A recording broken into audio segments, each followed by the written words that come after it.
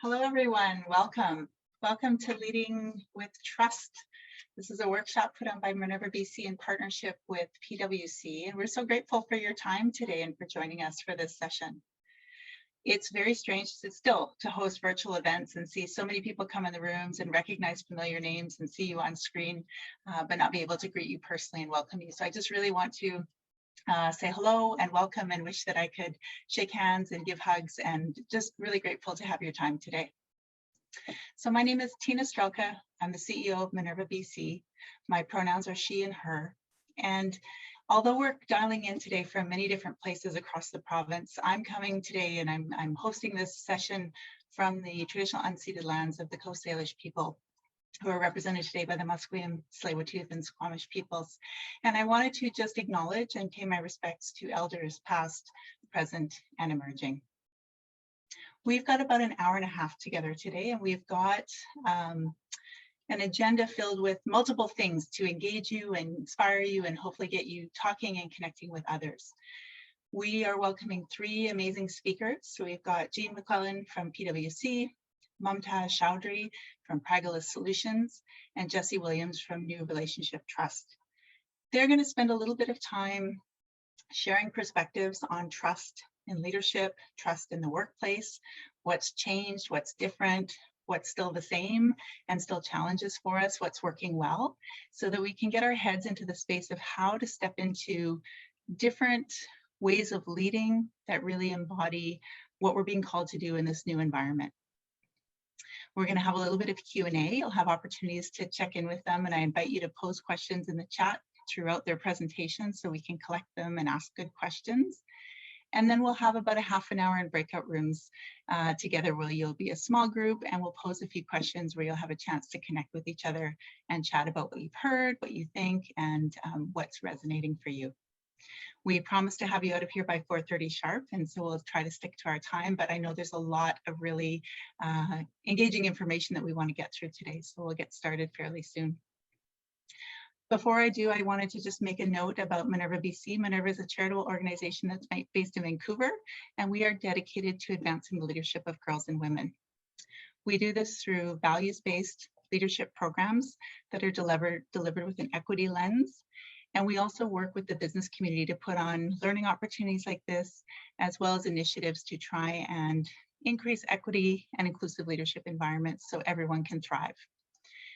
PwC has been our partner for this initiative, and the idea for this webinar came through a team conversation where we were talking about some conversations we'd had with women leaders in BC, and the theme of trust, and how with COVID, with work from home, with this entanglement of home life, work life, and with this challenge of being really inclusive work environments coming to the fore, trust is really a big topic that a lot of leaders are grappling with and talking about and figuring out how do we be better at this, and how do we really create cultures where everyone can thrive.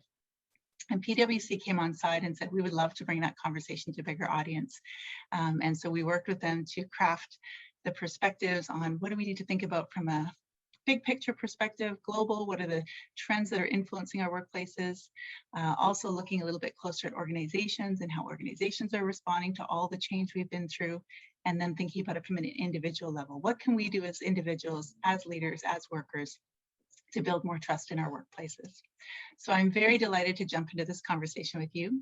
Before we start, I am going to invite you to respond to a poll that we've prepared just as a warm-up for how you're feeling about trust, or where you're thinking about trust.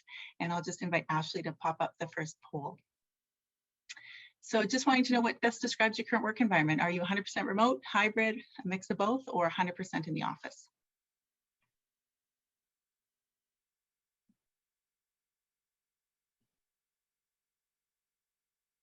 Pretty clear that most of us are still working primarily remotely, some hybrid, a little bit coming back into the office. That reflects the Minerva team as well. Sorry, was that the final poll? Thank you. Yeah, so definitely dominantly still working in this tech-enabled environment. I read an article last week that was talking about how much eye contact plays a role in forming relationships and building trust and communication, and realizing that most of us are now making eye contact with webcams or cameras in our laptops rather than actual human beings. So I found that very interesting. The next poll is just asking a little bit more about how you're feeling about trust in your work environment. So Ashley, if you can, the next poll is, what's your level of agreement of whether there's a high level of trust in your workplace?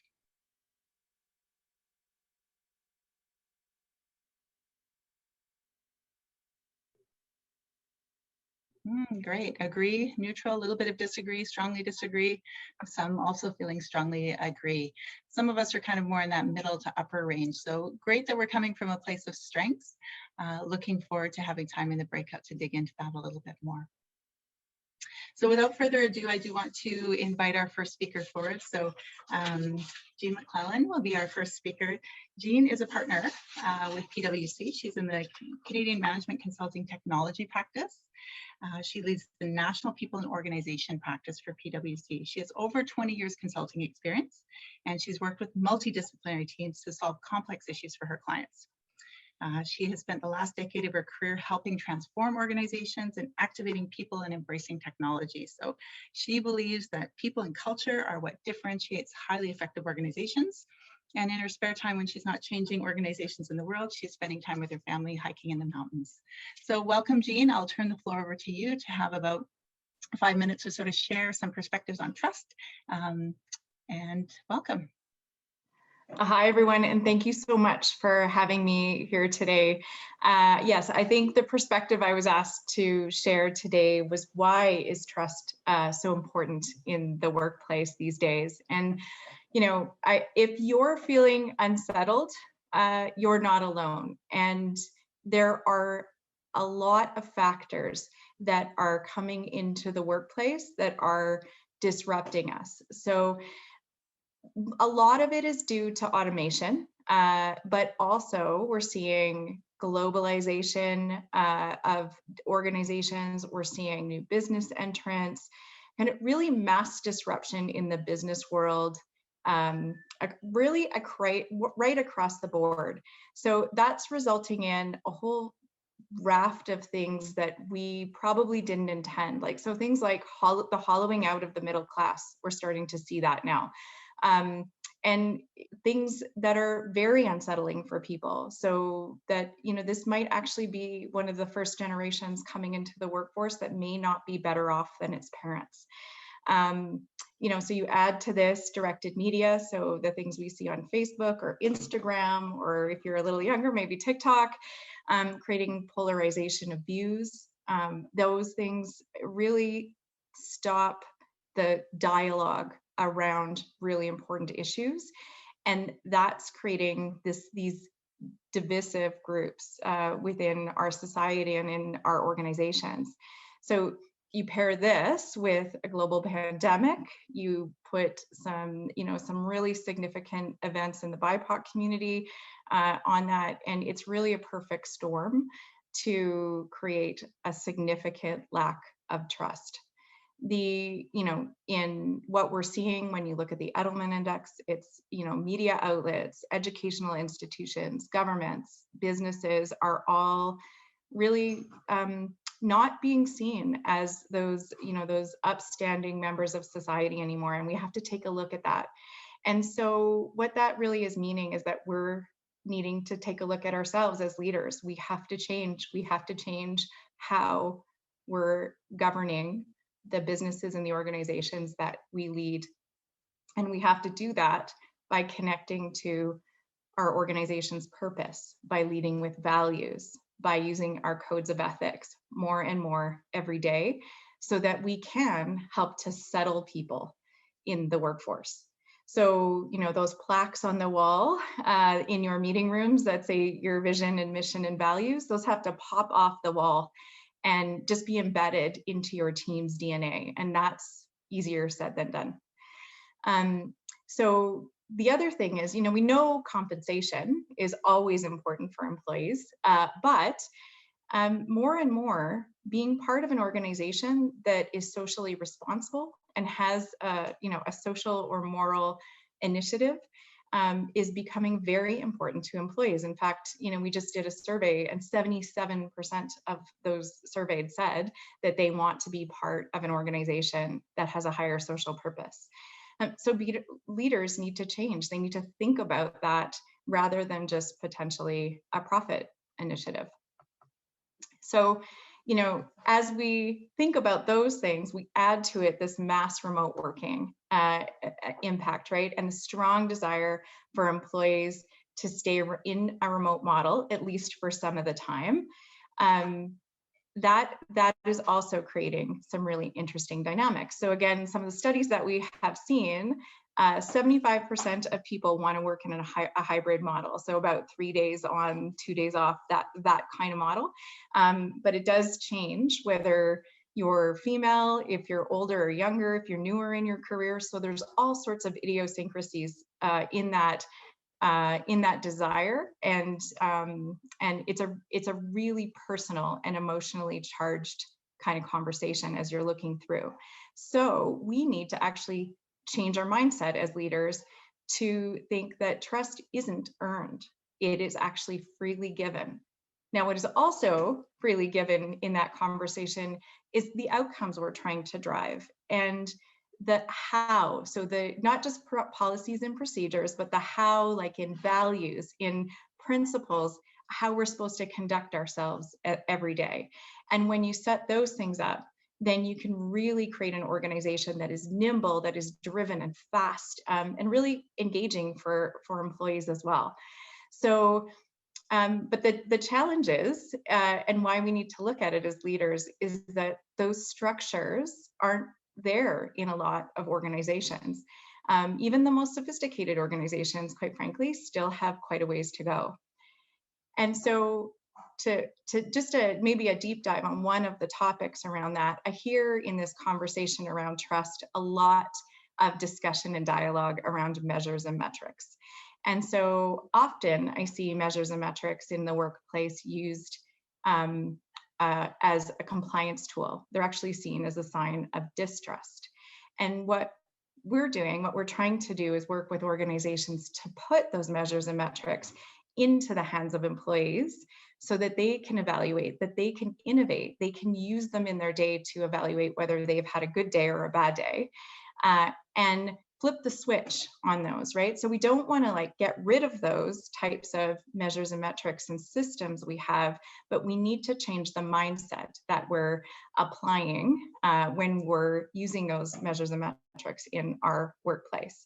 And where we see people excelling in hybrid work, in our work lives in general, we need to understand as leaders. So again, we're not policing anymore. We're learning why those employees are excelling, and we're sharing that information with the team. So it's really about enablement at this point in time. So maybe with that, I'll stop and pass it over to you, Tina.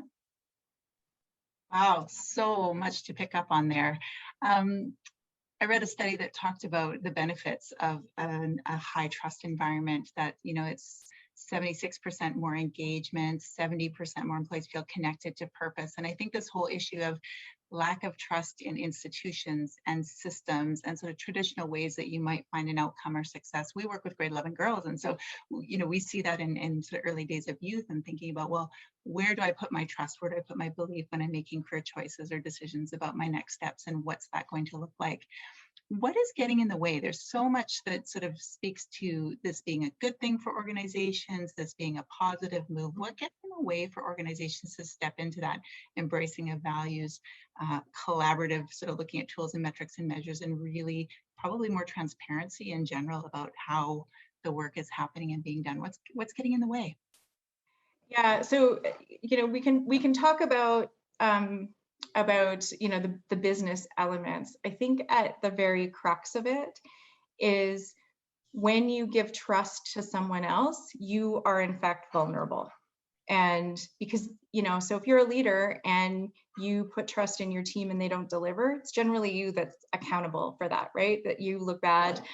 And so that vulnerability sometimes creates some different behavior in an organization, that things that maybe lead to some suboptimal outcomes.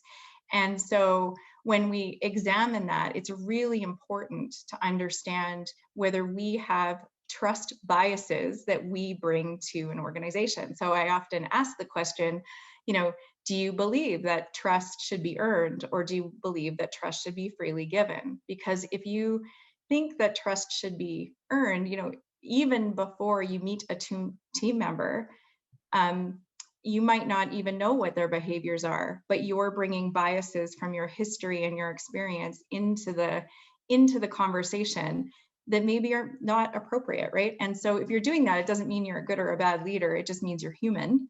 But being aware of those things is really important. And then starting to believe that employees are trustworthy, but maybe it's the systems and the mindsets that we're wrapping around them that are creating some of these behaviors that we might not want to see in an organization. That's fantastic. I really appreciate the lens on trust bias and thinking about what we are bringing into our leadership, into our organizations. Mm-hmm. Thank you. I invite everyone. There was a lot there. Please add some questions into the chat, because we'll have opportunity to ask Jean some more pointed questions about her content in a little bit. Next up, we have Mumtaz Chowdhury. So Mumtaz is the Chief Experience Officer and co-founder of Pragalist Solutions.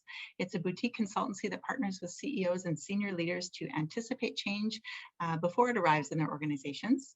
She has spent a decade in multiple industries, multiple sectors, building change resilient organizations and helping organizations sort of navigate the ups and downs of transformation.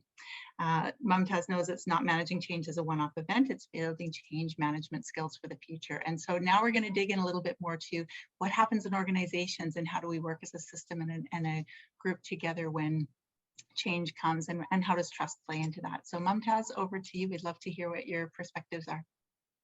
Absolutely. Thanks, Tina. And thank you, Jean, for sharing the context of trust in the workplace today. So I'm going to talk about the impact of trust on organizations, what I call the so what. So Jean provided the what. I use this framework a lot, the what, the so what, and the now what. So I'm going to talk about the so what. Why is this topic important? How does it impact your organizations? And then Jesse will follow me with the now what. So what are the actionable steps you can take to build a culture of trust in your organization? So to start, building a culture of trust has a substantial effect on organizational performance. You heard some of the stats from Tina. Jean talked about some of the impacts as well. And there are two key areas that are affected by trust: the people factors and the economic factors. So let's start with the people factors. So according to a number of studies, including recent ones in the Harvard Business Review, employees in high trust organizations are more productive, have more energy at work, they collaborate better with their colleagues, and they stay with their employers longer. They also suffer less chronic stress and are happier with their lives. So these factors all fuel stronger performance. I'll talk about the economic factors in a bit. So as a leader, you are more likely to get change and innovation, because with trust comes freedom. Simply put, things move faster and more easily. Trust also enables people to have a greater influence on others. It's the ability to be heard, to make a difference. So when a trustworthy work climate exists, information is communicated more openly, people are more willing to help one another and step up. They're willing to test ideas, even if these may ultimately fail, so that innovation piece. And these behaviors lead to outcomes that make companies more creative, innovative, cooperative, and fast moving, that all elusive business agility that many leaders are looking for today. So in my work as a change management consultant, trust is vital for successful change. Gallup, a study by Gallup, finds that high trust organizations can implement change more quickly and retain workers even through the occasional organizational misstep. That's because when people trust their leaders, they extend the benefit of the doubt in trying times. It's a leader I worked with, one of our clients that we worked with, she says it's about skating hard and fast on thick ice. It's that thick ice that helps prevent that risk in those missteps.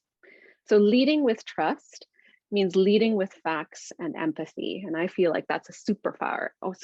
Organizational empathy is a superpower, and it helps play a huge role in creating inclusive workplaces. So those are the people factors. Let's discuss the economic factors next. So unfortunately, trust suffers when leaders get caught up in playing the short-term game, focusing solely on shareholders and revenues versus long-term values and commitments, employees and stakeholders and communities and their customers. So according to leadership guru Stephen Covey's, one of my favorite books, The Speed of Trust, trust always affects two measurable outcomes: speed and cost. So when trust goes down in a relationship, on a team, in a company, in an industry, with a customer, speed decreases with it. So everything just takes longer, and simultaneously your costs, of course, go up, they increase.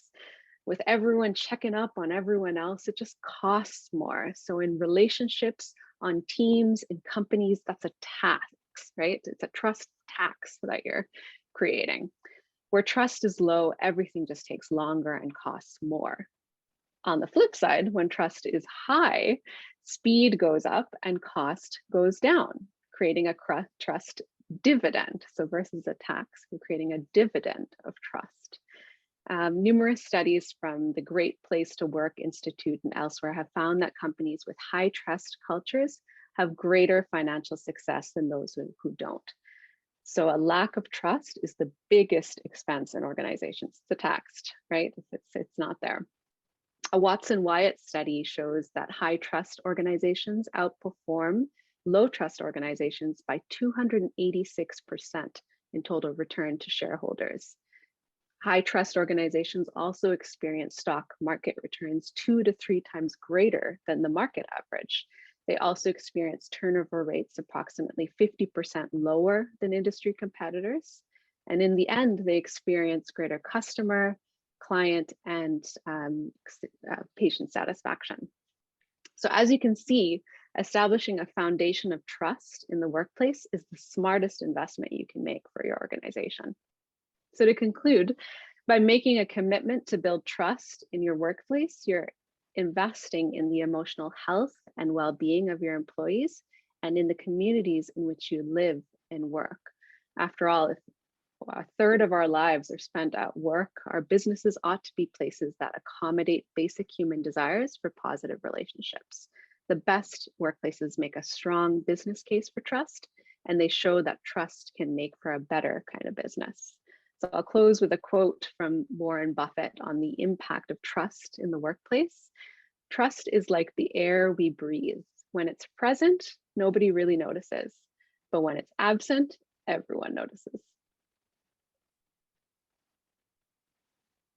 Thank you, Mumtaz. I really appreciate that last quote. It leads very nicely into my question for you, which is sort of what are the examples and the things that are in that air that we breathe when we have trust, we don't notice, we don't see? In your work with organizations, what have you seen that the best organizations are doing to cultivate that high trust environment and that culture, either from individual leader perspective or from a broad-based organizational perspective? What are the tips and tricks of those who are doing it right?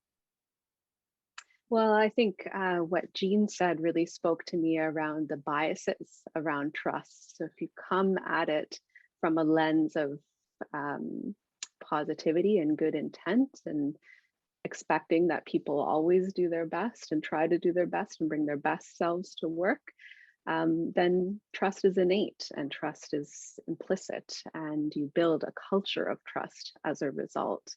High trust organizations are also characterized by frequent communication, transparent communication, vulnerability in leaders as well. So these are the things and markers that I see when I'm working with high trust organizations. And I find that those high trust organizations then do very well in change because they're able to communicate actively and frequently and transparently with all of their employees at every level of the organization. And presumably employees also understand that the change is intended as a benefit to them. Yeah. Yes. Yeah. For Thank sure. you so much for your comments and remarks. I have one follow-up question, and it's just around when you're working with organizations that have low trust, do you find that sometimes you are repairing before you can move forward? So if you think about sort of going back past where trust has maybe been broken, that you need to do some repair work and rebuilding before you can start on the change management? Absolutely. Yeah. It's about building up that, what I call a bank account of trust, right? So before you can start drawing from it, you've got to make some investment into that account, create those dividends around trust, right? So yes, it will often require a bit of pre-work and building work before you get to places and spaces where high trust is required, certainly. Thank you. Thank you so much, Mumtaz. What a You're wonderful welcome. presentation. So if you've got questions for Mumtaz, she's an expert in change management. So if you're thinking about things you're tackling in your organization and how you can build up your repository of trust to make sure that initiative goes well, please put your questions in the chat and I'll be delighted to ask them to her in a few minutes. Our final speaker presenter is Jessie Williams. So Jessie Williams is the new Director of Business Development and Communications at New Relationship Trust. So trust is right in the title of her organization. So I'm sure she has a lot of wisdom for us to share. She was previously the Director of Indigenous Relations for SFU's Faculty of Arts and Social Sciences. She brings years of experience empowering First Nations communities in British Columbia. She's a member of the Squamish Nation and is of mixed European descent. Leaning on her lived experience in elder teachings, Jessie is passionate about creating spaces for open heart, open mind conversations that advocate for collaboration, inclusivity, strategic planning, and collaboration and innovation, excuse me. And so we welcome Jessie today to round us out with taking it to that personal level of us as humans, us as individuals, us as individual leaders, and how trust sort of now becomes personal for us and what we can do to engender more trust in our workplaces. So Jessie, welcome. Thank you so much. Thank you so much for inviting me to contribute to this meaningful conversation. I'm going to begin my few minutes of sharing with you by asking you to into me see for a moment, just a moment. That means to get deep into yourself, to go deep, to get personal with yourself. Please join me if you feel comfortable in doing so by taking a deep breath in and out. Now, as my mentors have taught me, my elders have taught me, consciously step into your knowing and focus on surfacing your holistic intelligence. Connect your mind, your body, your emotions, your spirit for two questions that I'm going to ask you to reflect upon as we continue to learn and share and be in this virtual circle together. What is your gift? What is your medicine? What is your strength, your wisdom? What is it that inspired you to attend this virtual circle, this webinar on leading with trust today? Something or someone lit a spark inside you to take action. Was it an uncomfortable situation, an inspirational moment, a realization? Was it internal or an external reason, or both? Only when we connect and build trustful relationships with ourselves can we do so with others. The things that we say to ourselves have a direct impact on building trust with others. That inside voice, make sure it's accepting, trusting, and uplifting at all times. Accept yourself deliberately so you can create space for others. Trust yourselves confidently and watch how your relationships evolve and how that impacts all the work that you do in every aspect of your life. And uplift yourself boldly so you have the energy to create safe and brave spaces for others that you impact in your leadership spaces and places. It's important for us to unpack what leadership and trust means to us, to understand what steps we can take to build more and nurture that more in the ways that we do in our world. My teaching regarding leadership comes from one of my elders, Linda George from the Squamish Nation, who has taught me that leadership is a service that we provide to guide, protect, and provide for others, and to uplift, to chen chen stway in my language, chen chen stway, to uplift one another. I think it is safe to bet that there are many different perspectives about leadership and trust, but I think there's one thing we all can relate to regarding leadership, that leaders determine the environment. And I believe that many of us know one thing for sure to be true about trust, that trust is reciprocal and has a ripple effect.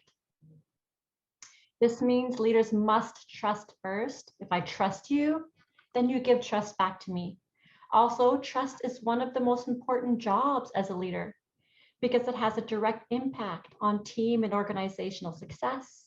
And as Mumtaz shared earlier, productivity, collaboration, job satisfaction, retention, resiliency as an organization, as a team, as an individual, and has a significant role to play in work-life balance and happiness, just to name a few. What tends to get in the way of leading with trust successfully are generally traditional thoughts around what leadership used to look like.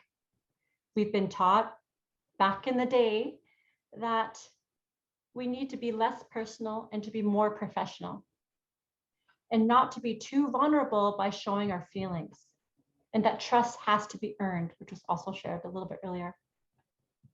Here's the challenge with all of that. Trust is feeling. Trust is personal, and trust has to be given in order to be received. As a leader, we must start with trust first. At times, leaders can overlook this work, deeming it to be the fluffy stuff. I'm here to remind us and each other to step into our holistic intelligence for our relationship with leadership and for development as a leader who thinks, feels, embodies, and connects deeply. I have 3 takeaways that I'd like to offer you to consider. I've often reflected on and had many conversations about how we can be supported to lead with trust, and have realized there tend to be 3 key steps to support this work. Firstly, we must nurture relationships by showing care for the whole person as an individual, not just as a worker. To do that, we must build a foundation for working together through being vulnerable. Again, mentioned earlier, you can see that there's some key themes that I think are really important for us to center in our work. As my community of the Squamish Nation does before important work, we do something called set the table. In this context of the conversation we're having today, what I mean is that we must nurture and provide nutrition to the relationships that we have by creating space to know each other. It sets a foundation, the groundwork. Share your story, share your successes, strengths, challenges, failures, and listen to theirs. We have to into me see into ourselves before I can into you see, before we can get to really know each other. Secondly, clearly communicate. Provide opportunities for others to contribute to decision-making where possible. Always provide intent behind direction, decisions, and actions we ask or expect of others. Provide clear expectations and let others work towards that, demonstrating trust. So not just to speak it or feel it or know it, but to demonstrate it. Right size interactions and situations. By right sizing, what I mean is put things into perspective and respond accordingly for amazing and challenging moments and situations, such as celebrating successes, giving praise, lifting each other up, cheering each other on, and acknowledging others for their contributions. Also, lean into challenging moments by listening deeply from a place of accepting opposing experiences and perspectives without taking it personally. That is putting trust into action. Trusting. Also, consistent behavior. Doing the work on ourselves to understand our values, our purpose, and intentions as leaders is vital to how we demonstrate leadership with others. Value-based leadership is an impactful way to gift ourselves to the work and the people that we connect with. Before we move on to the next part of the webinar today, I'd like to leave you with a few questions to consider. If inspired to, please write these down for self-reflection later. They have really helped me in my journey. How do you currently show up to your leadership role? How can you take ownership of building trustful relationships as a leader and with leaders? And what is your medicine? What is your superpower? I'd like to share my answer to those questions as an example. This is what guides me in my leadership approach. I am a light giver, creating space for others to step into their personal power for themselves and for each other's. What is yours? With that, I invite you to consider bringing self-reflection into all you do, including your relationship with and approach to leadership. And I want to hold my hands up to Jean and Mumtaz for sharing your knowledge, to PwC and Minerva for creating a partnership that has demonstrated a safe and brave space for us to learn and share together. And thank you to each of you for taking the time to grow and contribute to this meaningful conversation that is so needed in our world today. Thank you.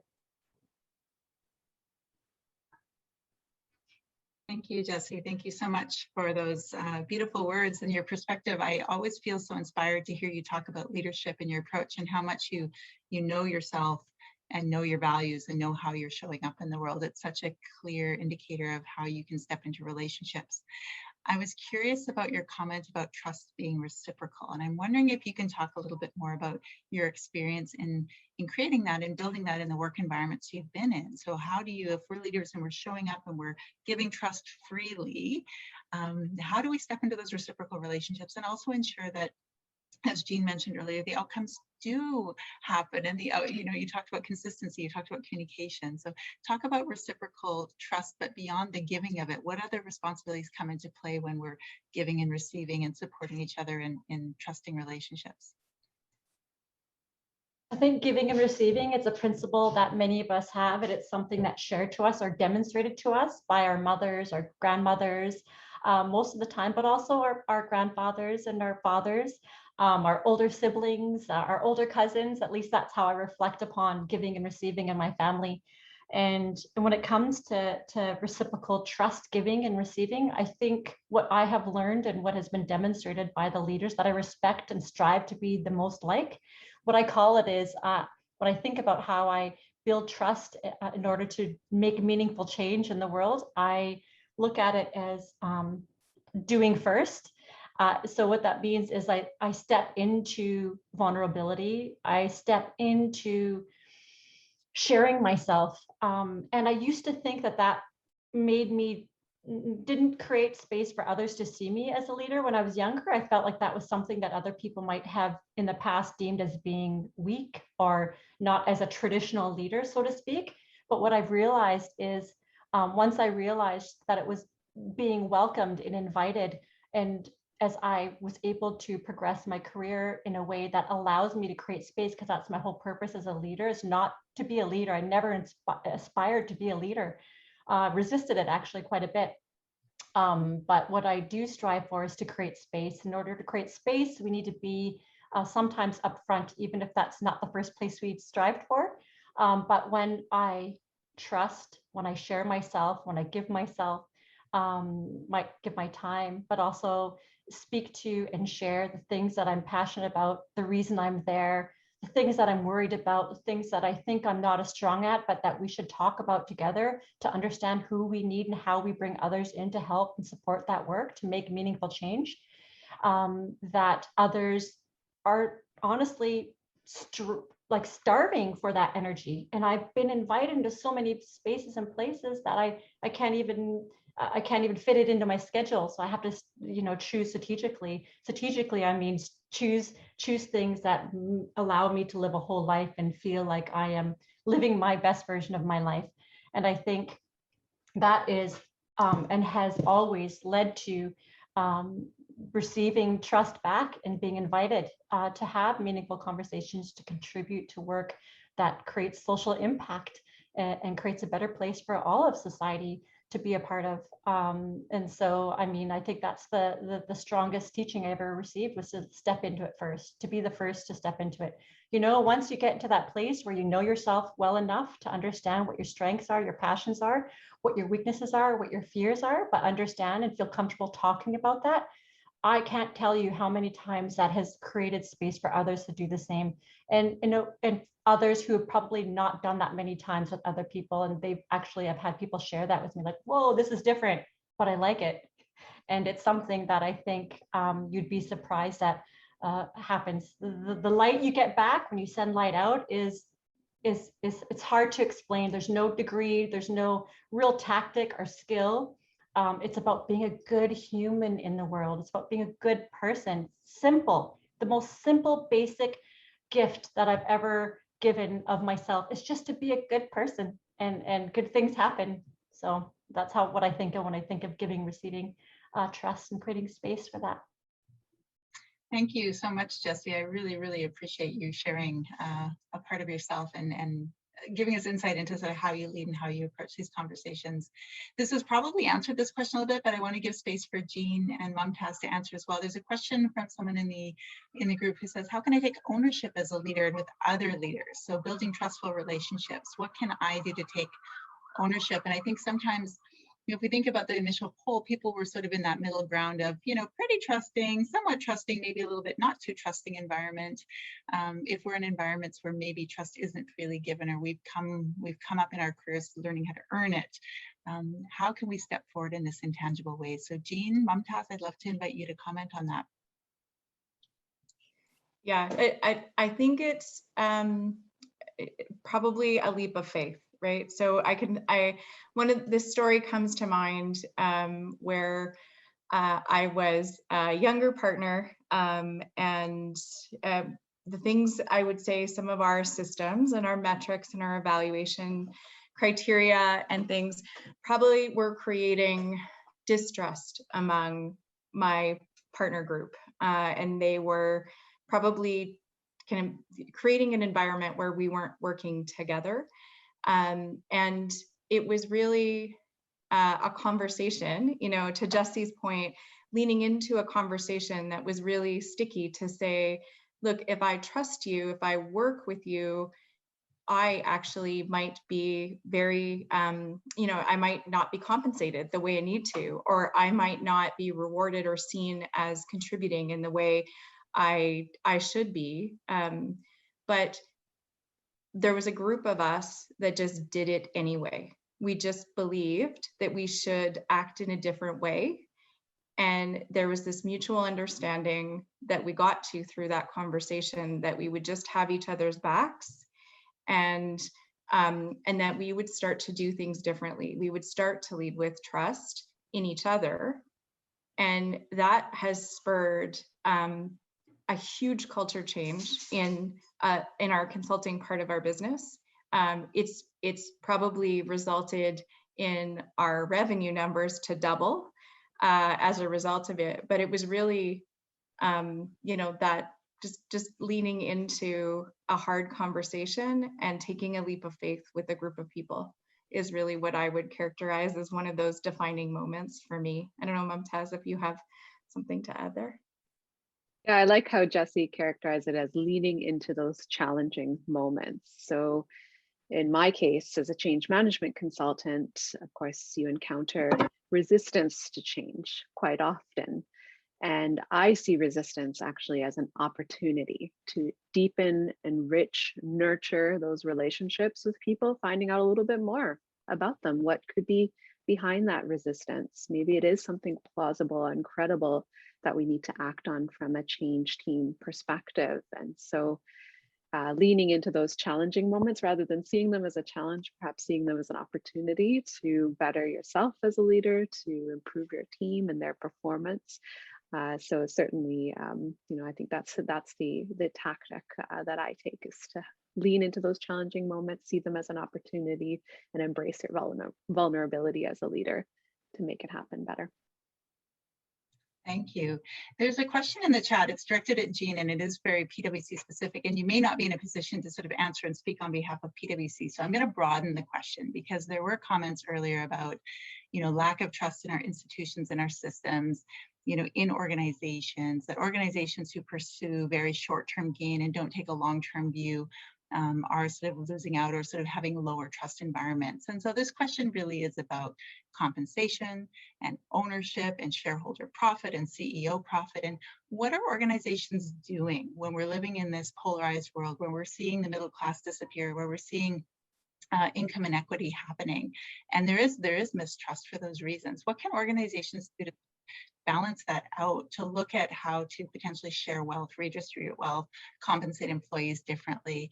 I invite all of you. I'll maybe start with Jean, because the question was directed at you, and then maybe Mumtaz and Jesse, and all of you can just sort of offer comment or perspective on what you're seeing, that if we think about organizations being called to have a bigger moral and ethical imperative to be good citizens, not just generators of profit, what are things that organizations can do to help create more equity? Yeah, and so, it is a little bit of a hornet's nest when we talk about compensation and sharing of profits and all of those things. We do see a lot of organizations trying to have, employee profit sharing programs. So when there is things that there is some distribution there, it's certainly a philosophy that we try to live by at PwC, even through the pandemic. Our CEO came out very publicly about even if we saw a downturn, so the partners would bear more of that than the employees. And we tried, as we went kind of down the line, we would try and bear more of it, because on the, when times are good, we generally get the upside to that. But all in all, we're in it together, and we're sharing it. We're sharing the load when it's a bad time, and we're sharing the good when it's a good time. And I think that generally that's a philosophy. I know in some organizations, sometimes those type of structures, particularly public sector organizations, like that's just not an option, right? We have to think differently about that. And so one of the things that we see when we see that hollowing out of the middle class is actually around skills, that those people who are getting displaced, that are losing their jobs, that are becoming disenfranchised, may not have skills to get the, those really hot jobs, the things that can command the compensation that we see in a lot of people.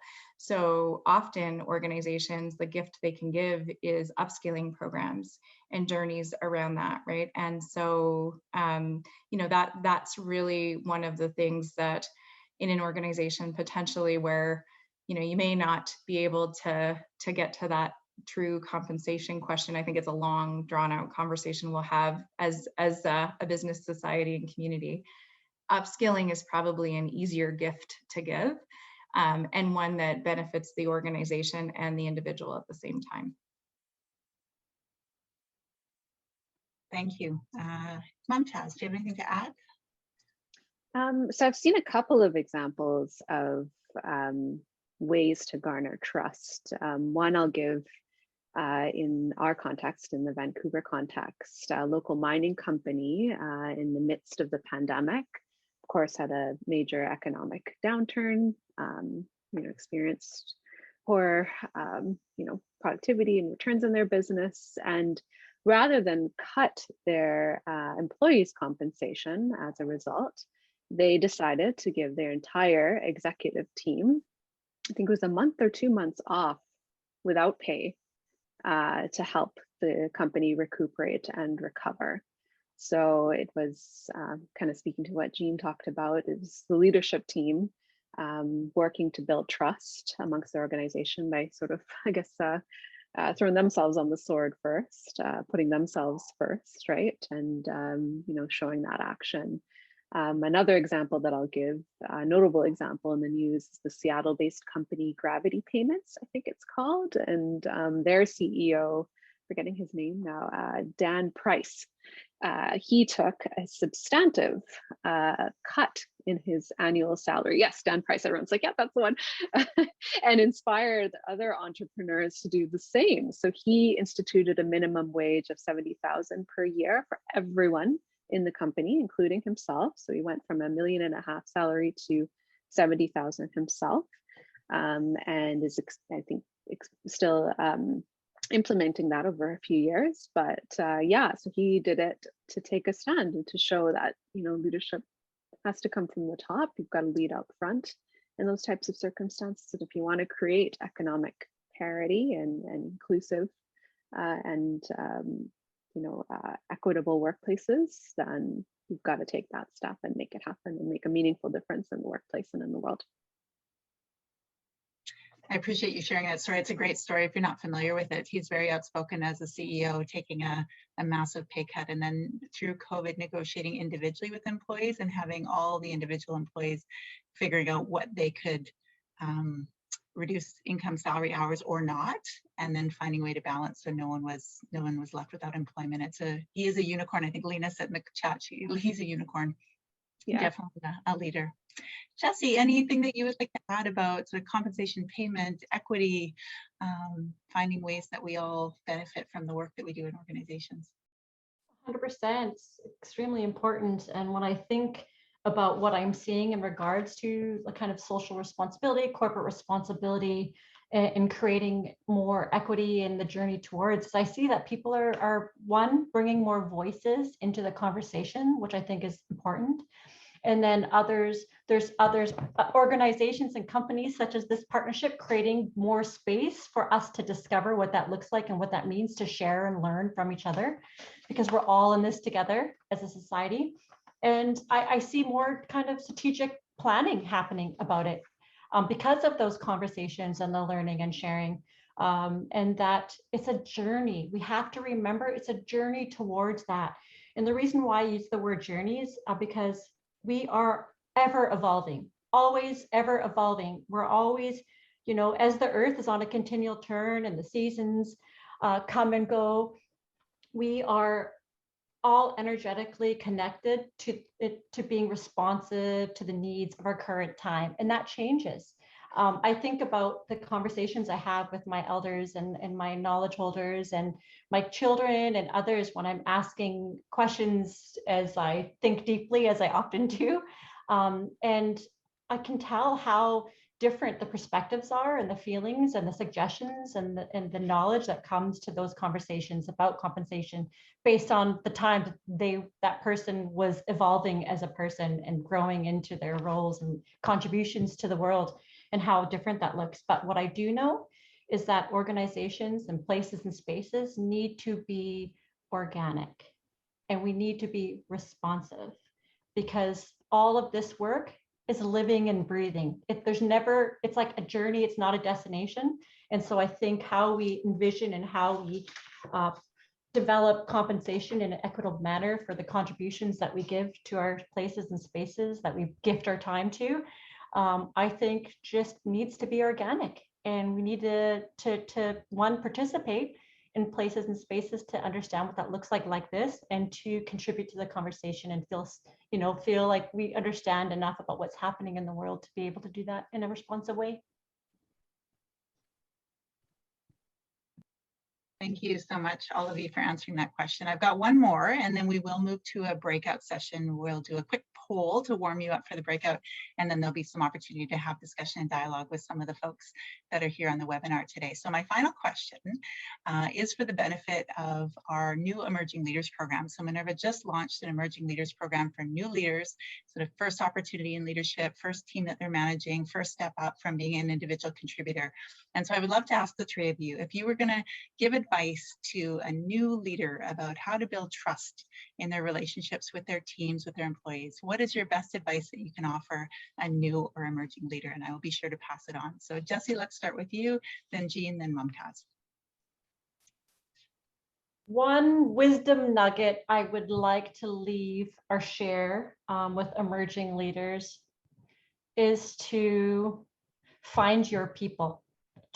Bright lights need to unite in order to have the energy to share that with others and to lead in a good way. Find your people, find your community, lean into those who are of like values and minds so that you can empower each other, because being a good leader can be a real giving environment, and we need to find the places where we feel uplifted and energized and empowered even more to continue the work that we intend to do. So to find your people, that's my suggestion. Beautiful. Jean. So I would say that being curious has been something that has helped me as a leader. So I'm genuinely curious about my teams and how they're doing and their lives. I've always wanted to know. I'm genuinely curious about how to solve big problems, right? I am just interested in that. So having that mindset that you don't always have to be the smartest person in the room, you don't always have to have the right answer, but if you're curious about asking those questions, you'll often come to a really great solution, and you'll find those things that you need in your career and for your team.